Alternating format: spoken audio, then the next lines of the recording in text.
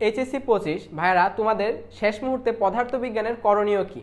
তো আমি তোমাদেরকে একটু বলি, আমি যদি সব স্টুডেন্টকে মোটামুটি দুইটা ভাগে ভাগ করি তাহলে এক টাইপের স্টুডেন্ট পাবো যারা একদম প্রথম থেকেই পদার্থবিজ্ঞানে খুব ভালোভাবে আয়ত্ত করেছো, প্রতিটা প্রবলেম, প্রতিটা সমস্যা এবং প্রতিটা কনসেপ্ট তোমার খুব ক্লিয়ার।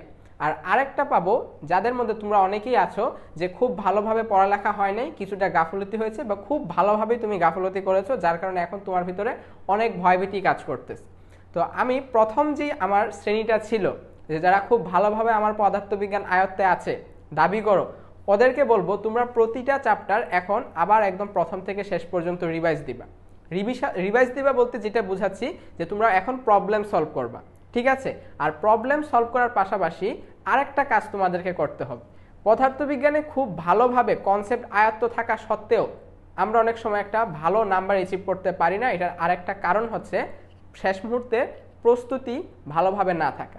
কিন্তু আমার কনসেপ্ট ভালো, প্রস্তুতি ভালো না কেন? কারণ তুমি পরীক্ষা দাও না। পরীক্ষা না দিলে পরীক্ষা ভীতি কাজ করে, বা পরীক্ষার হলে যখন যাবা একটা কোশ্চেন পাওয়ার পরে তুমি তখন আসলে প্রথমে কি করবা? অনেক সময় দেখা যায় সব পারাতেও একটা সমস্যা হয় যে সব পারি, আটটার আটটাই পারি, আরো বেশি কনফিউজড। আবার দেখা যায় পারতেছি কিন্তু এই মুহূর্তে মনে আসতেছে না। তো এরকম বিভিন্ন জিনিস পরীক্ষার হলে কাজ করে। তো এই পরীক্ষা ভীতিটা দূর করার জন্য তোমাকে বেশি বেশি পরীক্ষা দিতে হবে।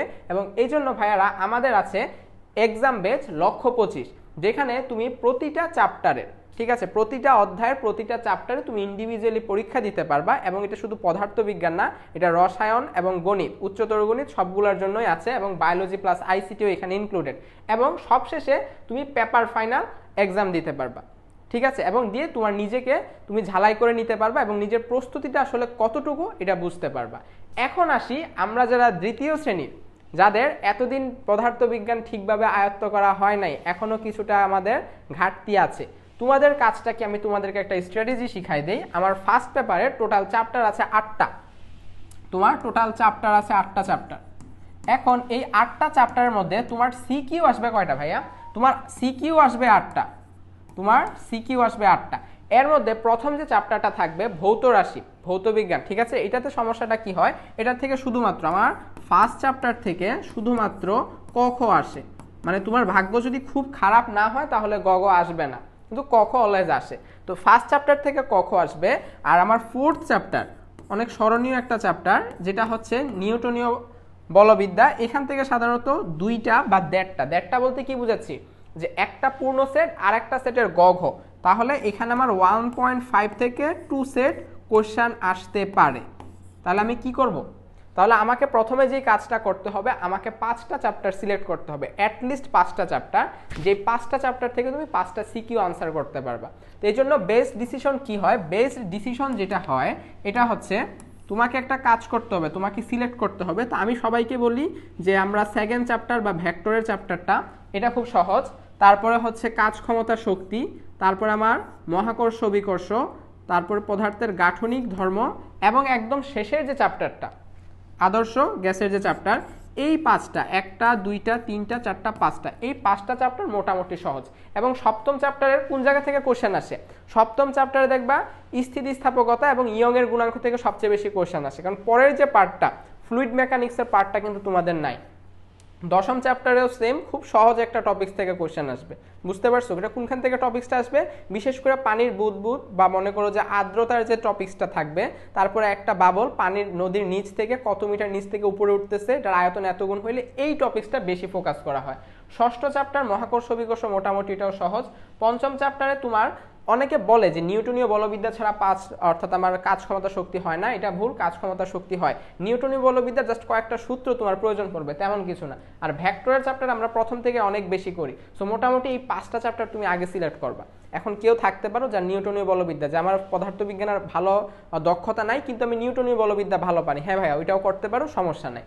এখন আসো এই 5টা চ্যাপ্টার শেষ হলে তারপর তুমি অন্যান্য চ্যাপ্টারগুলোর দিকে যাবা। কিন্তু এই 5টা চ্যাপ্টার আমি তোমাকে বলবো, সাজেস্ট করব যে এই 5টা চ্যাপ্টার আগে ঠিকভাবে শেষ করতে। এখন আসো ক খ কিন্তু সবসময় একটা স্পেসিফিক চ্যাপ্টার থেকে আসবে না। যেই সেটে ভেক্টরের কোশ্চেন আসবে সেই সেটে কিন্তু ক খ অন্য চ্যাপ্টার থেকে কম্বাইন হতে পারে। এখন ক খর বেলায় আমি যে জিনিসটা সাজেস্ট করি যে ক খ নিয়ে আমি কি করব, ক ক আর খ যেটা ছিল, ক খর বেলায় তুমি যে কোনো একটা একদম প্রথম 8টা চ্যাপ্টারে ক খ তোমাকে শেষ করতে হবে। তুমি একটা চ্যাপ্টার খুলবা, একটা টেস্ট পেপার বা আমাদের যে টেস্ট পেপার আছে বা সাপ্লিমেন্টারিটা খুলবা, খোলার পর ফার্স্ট চ্যাপ্টার ধরবা, একসাথে তুমি ক যতগুলো আছে জ্ঞানমূলক সবগুলা পড়তে থাকবে, সবগুলা শেষ করবা। শেষ করার পর দেন তুমি খ করবা। এখন একটা চ্যাপ্টারে সর্বনিম্ন 40 থেকে সর্বোচ্চ 60টা বা 80টার মতো কোশ্চেন থাকে, কিন্তু জ্ঞানমূলক কিন্তু 80টা আসলে হয় না। দেখবা কিছুক্ষণ পর 20 থেকে 25টা সিকিউ যাওয়ার পর দেখবা জ্ঞানমূলকগুলো এখন রিপিট হচ্ছে। তুমি অলরেডি এটা পড়ছো, এখন তোমাকে শুধু এখন রিভাইজ দিতে হবে। তো তোমার ক শেষ, এভাবে খ শেষ করবা। এর মানে তোমার এইভাবে তুমি ক খটা প্রতিটা চ্যাপ্টারে তোমাকে করতে হবে। আরেকটা ঝামেলা আছে। আরেকটা ঝামেলা কি? আরেকটা ঝামেলা হচ্ছে আমার এমসিকিউটা। তো এমসিকিউ বলবো, তার আগে আমরা সেকেন্ড পার্ট শেষ করি। সেকেন্ড পার্টের বেলাতেও সেম, কখর যে অ্যাডভাইসটা এটা ফার্স্ট পেপার, সেকেন্ড পেপার কিংবা কেমিস্ট্রি বলো সবগুলোর জন্য সেম। আর ম্যাথের জন্য তো ম্যাথে আসলে এভাবে কখ আসে না, এটা আইসিটি বায়োলজির জন্য করতে পারো। আমার এখন সেকেন্ড পেপারে চ্যাপ্টার আছে টোটাল 60টা চ্যাপ্টার কি কি? আমার প্রথম 3টা চ্যাপ্টার স্থিতরিত চলতরিত, এদিকে তাপগতিবিদ্যা, তারপরে মাঝখানে আছে আমার একটা আলোর চ্যাপ্টার, তারপরে এদিকে আছে আমার আধুনিক পদার্থবিজ্ঞান 7, তারপর এটা হচ্ছে আধুনিক পদার্থবিজ্ঞান আছে, তারপরে আছে আমার পরমাণুর চ্যাপ্টার, তারপরে সেমিকন্ডাক্টর, লাস্টের নাই। তো মোটামুটি 60টা চ্যাপ্টারের মধ্যে এই চ্যাপ্টারটা সহজ, আলোর চ্যাপ্টারটা এটা সহজ। থার্মোডাইনামিক্সও মোটামুটি সহজ। আর চলতরিত স্থিরতরিত যদি বলি, যদি তোমার ভাগ্য খুব খারাপ না থাকে তাহলে তোমার জন্য দ্বিতীয় চ্যাপ্টারও খুব সহজ। কিন্তু যদি খুব ভাগ্য খারাপ থাকে তাহলে দ্বিতীয় চ্যাপ্টার থেকে অনেক টাফ কোশ্চেন আসতে পারে। যেমন দেখা গেছে যে 2018 সালে একবার এই 2 চ্যাপ্টার থেকে খুব টাফ কোশ্চেন করছে, যে অনেকে বলতেছিল যেটা নাকি বুয়েটের কোশ্চেন পাস করছে, এত কঠিন করছে। এটা না ভয় পাওয়ার কিছু নাই। তো এই 2টা চ্যাপ্টারও মোটামুটি তুমি যদি একটু এটাতে ট্রাই করো, একটু তুমি সময় দাও, তাহলে এই 2টা পারবা। আমি সাজেস্ট করি না শেষের চ্যাপ্টারটা সাজেস্ট করি না কেন? কারণ যদি ওইটা থেকে যদি সার্কিট দেওয়া হয়, ওইটা অনেক সময় অনেকের পক্ষে সলভ করা এত ইজি হয় না। তবে আবার অনেকের জন্য ইজি হয়, কারণ এটা আইসিটির সাথে এটার একটা মিল আছে। কিন্তু এই 2টা চ্যাপ্টার খুব ইজি। তাহলে আমার এই 2টা আর এই একটা 3টা চ্যাপ্টার, আর বাদ বাকিগুলো ডিপেন্ড করতেছে তোমার প্রস্তুতির উপরে। ঠিক আছে? তো এইখান থেকে তুমি 5টা সিলেক্ট করবা, করার পর কখগুলো একইভাবে ফার্স্ট পেপারের মতন শেষ করবা। এরপর তুমি রিস্ক নিবা না। তারপর যদি তোমার হাতে সময় থাকে তাহলে তুমি অন্যান্য চ্যাপ্টারের দিকে যাবা, আদারওয়াইজ তুমি 5টার উপরেই ফোকাস করবা। এখন ভাইয়া তুমি যদি সারা বছর পড়ালেখা না করে এখনো তুমি চিন্তা করো যে তুমি একটা মেরিটোরিয়াস স্টুডেন্টের মতো 100তে 100 পাবা অথবা 100তে 98 বা 95 প্লাস পাবা, এটা আসলে ঠিক হবে না।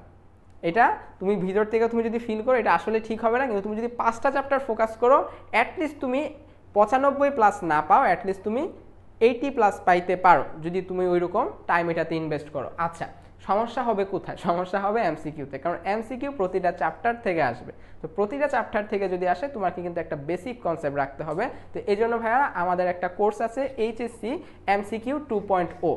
ঠিক আছে, তোমরা এই কোর্সে এনরোলমেন্টের মাধ্যমে তোমাদের এইচএসসির যে আমাদের এমসিকিউগুলো আছে, আমার পদার্থবিজ্ঞান, রসায়ন, উচ্চতর গণিত, তথ্য যোগাযোগ প্রযুক্তি এবং জীববিজ্ঞান, এই 5টা চ্যাপ্টারে এইচএসসির তোমার যে প্রস্তুতি এটা একদম পরিপূর্ণ করে নিতে পারবে। তো এই ছিল পদার্থবিজ্ঞানে তোমাদের জন্য শেষ মুহূর্তের সাজেশন। তো তোমরা সবাই ভালো থাকবা, সুস্থ থাকবা এবং আশা করি খুব ভালো একটা রেজাল্ট করবা সবাই।